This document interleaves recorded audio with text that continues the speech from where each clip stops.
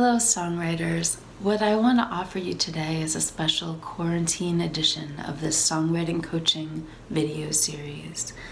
I think for a lot of people, in particular people that don't have mobility issues or chronic illness, this time is a really intense adjustment.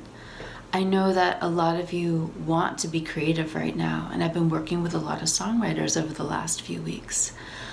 What I keep hearing is that people think, now I have time and space and I'm stuck in one place. I'm going to finally write that song I've been meaning to write for years. Why isn't it happening? I think this comes from one of the big myths of creativity, which is this idea that our creative content is some pure, untouched, original source inside of ourselves. What's much more true, I find, is that our creative content becomes available to us in our interaction with different aspects of the world. More than interaction, it becomes visible to us in our friction with various aspects of the world. Now, I'm not saying that this is a bad time to be creative. On the contrary, it's a very interesting time to be creative because it means we have to be conscious of the kinds of contact that are still possible with the world. We can even be prescriptive about it. We can encourage the kinds of contact that tend to be the most fruitful. So what I'm going to present today are 5 tools that I think might be particularly fruitful to you. The first 2 are modifications from Julia Cameron's Artist Way.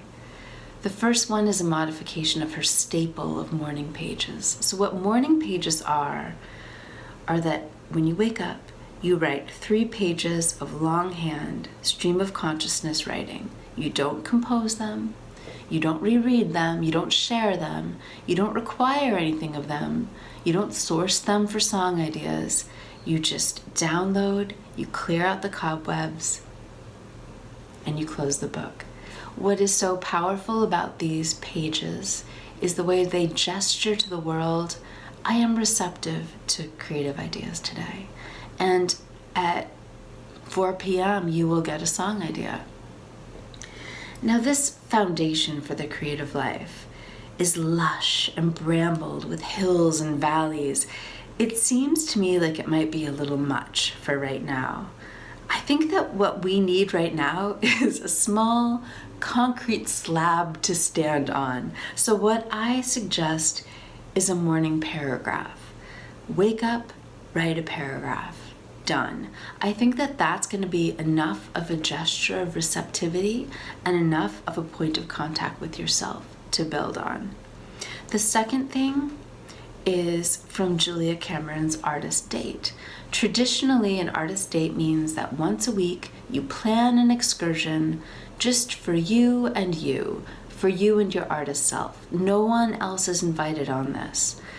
You have to schedule it in advance, and it has to be something that you actually want to do. Don't choose something that you think you ought to want to do. It can be indulgent, it can be frivolous.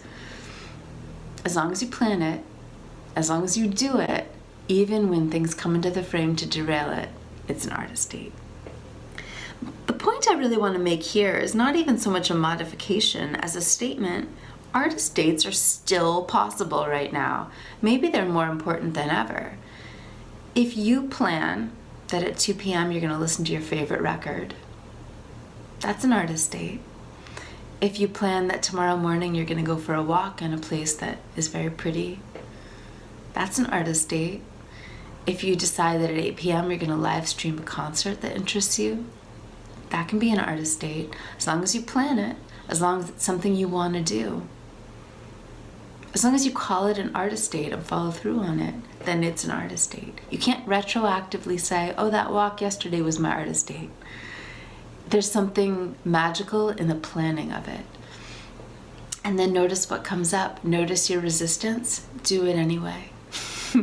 It's a source of content like no other.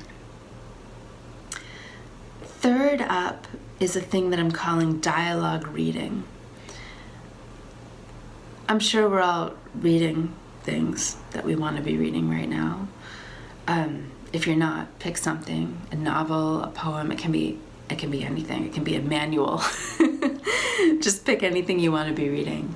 And what I'm asking is that rather than just reading it, you take notes as you read. Now, I don't want you to take notes in the college way. I don't want you to prepare for the test. I want you to take notes on your response to it. If you're reading a page and you find yourself having a daydream about something that happened to you 5 years ago, you make a note on your daydream. If a page makes you think of some idea or some plan for the future, take a note on that. If what you're reading is just so beautiful, you're struck by the beauty of a sentence, by all means, just write down that sentence. Only make a note when you're moved. It might happen every paragraph, it might happen once every 20 pages, but collect your content. Fourth up, this one sort of goes without saying, and yet I think it's crucial. I want you to take an act of creativity, no matter what, at all costs. Take an act of creativity. When I'm writing a song, one of two things happens. I either feel like I'm stuck inside a small space and I can't get out. It's like this utter claustrophobia. Or I feel like the top has been blown off the house and I'm just out in the fields and it's just immense, almost terrifying space. Where I am never is in my apartment.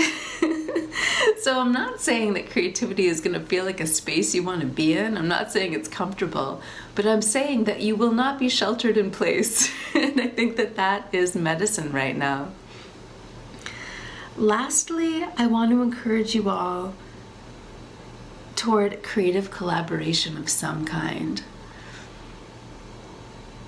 There is no antidote to loneliness and isolation like creative collaboration. When you collaborate creatively with someone, you are dancing in the clouds together. You are lovemaking in the ether. And there are other people out there that are trying to be creative right now. If there's anywhere that you overlap with them, see what you can make of it. It is going to be incredibly fruitful for your creativity and also, I think, for your connectedness and your feelings of well-being right now. So that's what I've got for you, friends. Take those 5 tools for a spin and see how they begin to color this time for you. Please take care of yourselves, stay well, and let me know if there are any ways that I can support you during this time.